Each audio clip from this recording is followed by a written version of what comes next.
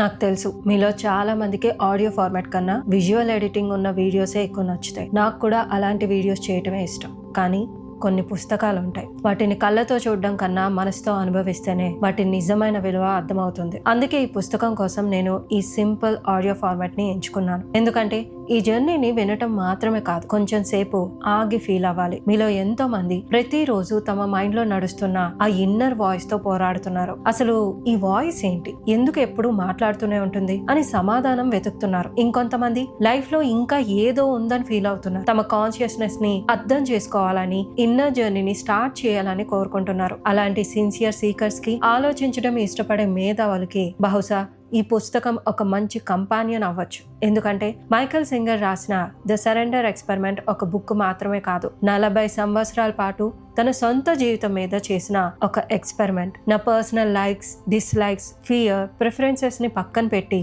Life నా ముందుకు తీసుకొచ్చిన ప్రతి సిచ్యువేషన్ కి ఎస్ చెప్తే నా జీవితం ఎలా మారుతుంది, ఇదే ఆ ఎక్స్పెరిమెంట్ ఆయన్ని ఎక్కడికి తీసుకెళ్ళింది అనేది ఒక భాగం మాత్రమే. కానీ ఆ జర్నీలో సరెండర్ గురించి, మన ఇన్నర్ వాయిస్ గురించి, మన కాన్షియస్నెస్ గురించి ఆయన ఏం నేర్చుకున్నాడో అదే ఈరోజు మనం కలిసి ఎక్స్ప్లోర్ చేద్దాం.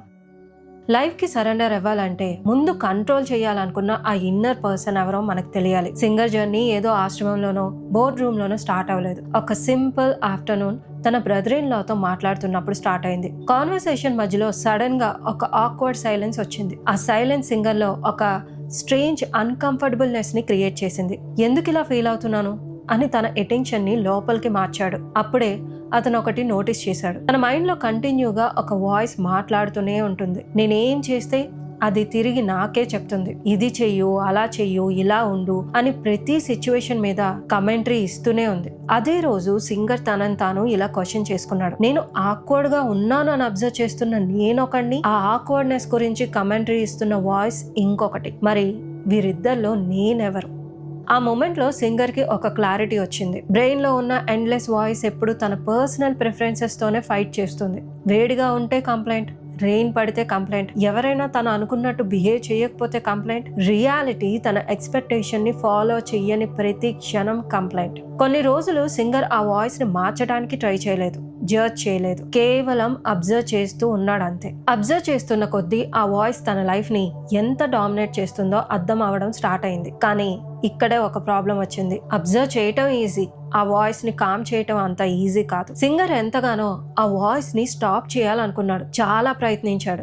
ఎంత ప్రయత్నిస్తే అది అతన్ని అంతగా డామినేట్ చేస్తుంది. ఎగ్జాక్ట్ గా ఆ టైంలోనే తన ఫ్రెండ్ జెన్ బుద్ధిజం కి సంబంధించి ఒక ఓల్డ్ పుస్తకాన్ని ఇచ్చాడు. ఆ పుస్తకం ఓపెన్ చేసి చదవగానే సింగర్ సర్ప్రైజ్ అయ్యాడు. తన ఇన్ని రోజులు అబ్జర్వ్ చేస్తున్న ఆ ఇన్నర్ వాయిస్ గురించే ఆ బుక్ క్లియర్ గా ఎక్స్ప్లెయిన్ చేస్తుంది. ఆ అబ్జర్వేషన్ ని ఇంకా డీప్ గా ఎక్స్ప్లోర్ చేయడానికి సింగర్ జెన్ మెడిటేషన్ ప్రాక్టీస్ చేయడం స్టార్ట్ చేశాడు. ఆ పుస్తకం ద్వారా ఆ వాయిస్ ని స్టాప్ చేయలేం, కానీ కామ్ చేయగలం అండ్ ట్రైన్ చేయగలం అని తెలుసుకున్నాడు. మైండ్ క్వైట్ గా ఉండాలని సిటీ బస్సుల కి దూరంగా ఫ్లోరిడా డెన్స్ వుడ్స్ లో ఒక చిన్న ప్లాట్ తీసుకున్నాడు. అతను అనుకున్నది ఒక్కటే, నేను మెడిటేషన్ చేసుకోవటానికి ఒక సింపుల్ క్యాబిన్ చాలు అని అనుకున్నాడు. కానీ అక్కడే తన ఎక్స్పెరిమెంట్ అన్ఎక్స్పెక్టెడ్ టర్న్ తీసుకుంది. తన ఫ్రెండ్ సహాయంతో సింగర్ ఊహించిన దానికన్నా చాలా మంచి వుడెన్ క్యాబిన్ రెడీ అయింది. అది సింగర్ కి ఒక ఇంపార్టెంట్ రియలైజేషన్ ఇచ్చింది. నేను నా ప్రిఫరెన్సెస్ ని పక్కన పెట్టి రియాలిటీతో కోఆపరేట్ చేస్తే లైఫ్ కొన్నిసార్లు నేను ప్లాన్ చేసిన దానికన్నా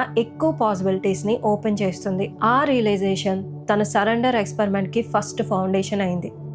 ఫారెస్ట్ లో సెటిల్ అయిన తర్వాత ఇప్పుడైనా నా మైండ్ సైలెంట్ అవుతుందేమో అని సింగర్ అనుకున్నాడు. కానీ అలా జరగలేదు. బయట ప్రపంచం నాయిస్ తగ్గింది. అతని మెడిటేషన్ జర్నీలో అద్భుతమైన మార్పు అయితే వచ్చింది, కానీ లోపల ఉన్న నాయిస్ మాత్రం అలానే ఉండిపోయింది. ఫారెస్ట్ లో తన క్యాబిన్ లో ప్రశాంతంగా కూర్చున్నా కూడా ఆ ఇన్నర్ వాయిస్ కమెంట్స్ ఆపలేదు. ఈ ప్లేస్ బాగుంది, వాళ్ళు ఎందుకు ఇక్కడికి వచ్చారో, నేను ఒంటరిగా ఉండాలి, ఇక్కడ కూడా డిస్టర్బెన్స్ స్టార్ట్ అవుతుంది, ఇలా సిచ్యువేషన్ మారినా ఆ వాయిస్ మారలేదు. ఒక రోజు సింగర్ తనని తాను ఇలా క్వశ్చన్ చేసుకున్నాడు. 13.8 బిలియన్ ఇయర్స్ నుండి నడిపే ఈ ఇమ్మెన్స్ యూనివర్స్ ప్రాసెస్ లో నా చిన్న పర్సనల్ లైక్స్ అండ్ డిస్లైక్స్ కి నేను ఎందుకు బానిస అవ్వాలి? ఆ ఒక్క క్వశ్చన్ తన ఎక్స్పెరిమెంట్ ని నెక్స్ట్ లెవెల్ కి తీసుకెళ్లింది. అప్పుడే అతను తన లైఫ్ కి ఒక క్లియర్ రూల్ ని సెట్ చేసుకున్నాడు. అవేంటంటే లైఫ్ నుండి ఏదైనా ఆపర్చునిటీ లేదా రిక్వెస్ట్ వచ్చినప్పుడు దానికి నో చెప్పటానికి కేవలం నా ఫియర్ లేదా ఈగో ప్రిఫరెన్సెస్ మాత్రమే కారణమైతే నేను నా ఈగోని సరెండర్ చేసి ఎస్ చెప్తాను. నా ఈగోని కాదు, లైఫ్ని ఫాలో అవుతాను.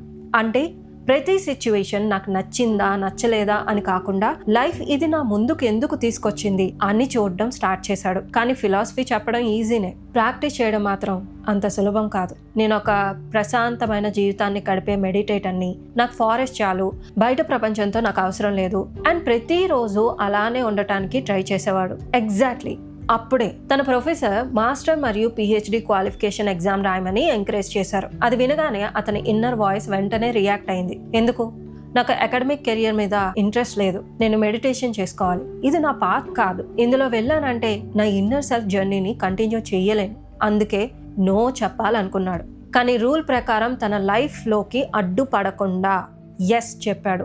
తన ప్రిఫరెన్సెస్ని పక్కన పెట్టి ఎగ్జామ్ రాశాడు. రిజల్ట్ కాన్ఫిడెంట్గా లేకపోయినా ఎగ్జామ్ని ఎక్సలెంట్గా కంప్లీట్ చేశాడు. ఫియర్ని ఫాలో అయితే లైఫ్ ఒకలా ఉంటుంది, లైఫ్ని ఫాలో అయితే ఇంకొక లైఫ్ ఓపెన్ అవుతుంది. కొంతకాలం తర్వాత ఇంకో అన్ఎక్స్పెక్టెడ్ ఆపర్చునిటీ వచ్చింది. లోకల్ కమ్యూనిటీ నుండి ఎకనామిక్స్ టీచ్ చేయమని ఆఫర్ వచ్చింది. ఇది ఇంకా పెద్ద టెస్ట్, ఎందుకంటే సింగర్కి పబ్లిక్ స్పీకింగ్ అంటే భయం. హండ్రెడ్స్ ఆఫ్ స్టూడెంట్ ముందు నిలబడి మాట్లాడడం తన ఇమాజినేషన్లోనే ఇంపాసిబుల్. మళ్ళీ ఇన్నర్ వాయిస్ స్టార్ట్ అయింది. ఇది నీ టైప్ కాదు, నువ్వు ఫారెస్ట్లోనే ఉండు, నువ్వు టీచర్ కావు.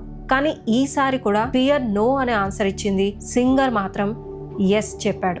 ఆ డెసిషన్ తన లైఫ్ లో one of the most fulfilling experience లో ఒకటిగా మారింది. అప్పుడే సింగర్ కి అర్థం అవడం స్టార్ట్ అయింది, సరెండర్ అంటే లైఫ్ ని వదిలేయటం కాదు, మన పర్సనల్ ప్రిఫరెన్సెస్ అనే స్టీరింగ్ నుండి పక్కకి తప్పుకోవటం. అప్పుడే లైఫ్ మనం ఎప్పుడూ కన్సిడర్ చేయని డోర్స్ ని ఓపెన్ చేయడం స్టార్ట్ చేస్తుంది. కొన్ని నెలలు మెడిటేషన్ ప్రాక్టీస్ చేస్తున్న కొద్దీ సింగర్లో ఇన్నర్ సైలెన్స్ మెల్లగా డీపెన్ అవడం స్టార్ట్ అయింది. అదే సమయంలో తన చేతికి ఆటోబయోగ్రఫీ ఆఫ్ యోగి అనే పుస్తకం వచ్చింది. ఆ బుక్ చదవడం సింగర్ లైఫ్ లో ఇంకో టర్నింగ్ పాయింట్ అయింది. బుక్ లో ఉన్న పరమహంస యోగానంద జీవితం గురించి చదువుతున్నప్పుడు సింగర్ రిపీటెడ్ గా ఇలా ఫీల్ అవుతూ వచ్చాడు, ఇదే నేను అవ్వాలనుకుంటున్న మనిషి. యోగానంద జీవన విధానం సింగర్ ని ఇన్స్పైర్ చేసింది. బయట సర్కమ్స్టాన్సెస్ ఎలా ఉన్నా లోపల కంప్లీట్ పీస్, ఎవరిని బ్లేమ్ చేయని మైండ్. ఫియర్ కన్నా ఫ్రీడమ్ ఎక్కువ, పర్సనల్ డిజైర్స్ కన్నా కాన్షియస్నెస్ మీద ఎక్కువ ఫోకస్.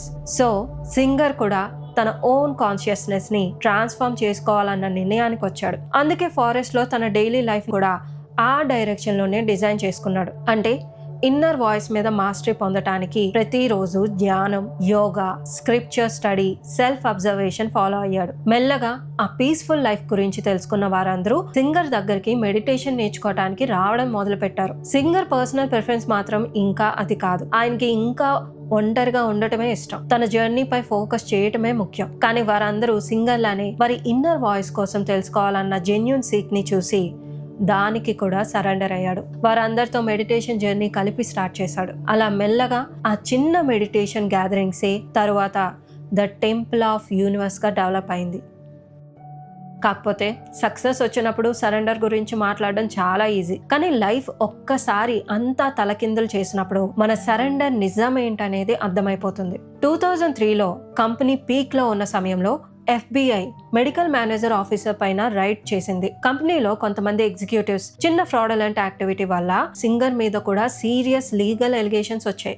ఒక పక్క సక్సెస్ఫుల్ బిజినెస్, ఇంకో పక్క సంవత్సరాల పాటు జైలు శిక్ష పడే అవకాశం. ఒక్క రోజులో తన లైఫ్ మొత్తం తలకిందులైపోయింది. ఎవరైనా ఈ సిచ్యువేషన్ వచ్చినప్పుడు ఒకే ఒక్క ప్రశ్న అడుగుతారు, నేనేం తప్పు చేయలేదు, మరి నాకెందుకు ఇలా జరుగుతుంది? సింగర్ మైండ్ లో కూడా అదే వాయిస్ రైజ్ అయింది.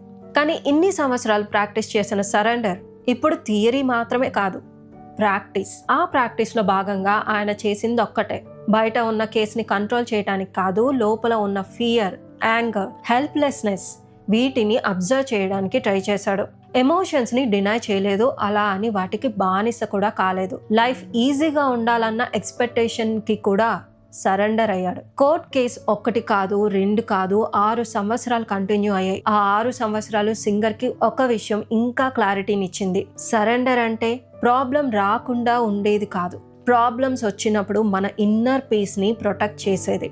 ఫైనల్ గా ఇయర్స్ ఆఫ్ లీగల్ ప్రొసీడింగ్ తర్వాత సింగర్ మీద ఉన్న ఛార్జెస్ డిస్మిస్ అయ్యాయి. కానీ ఇంట్రెస్టింగ్ విషయం ఏంటో తెలుసా, ఆయన ఈ విక్టరీని సెలబ్రేట్ చేసుకోలేదు. చూసారా, నేనే కరెక్ట్, అని ప్రూవ్ చేసుకోవడానికి ట్రై చేయలేదు. సైలెంట్ గా తన క్యాబిన్ కి తిరిగి వెళ్ళాడు.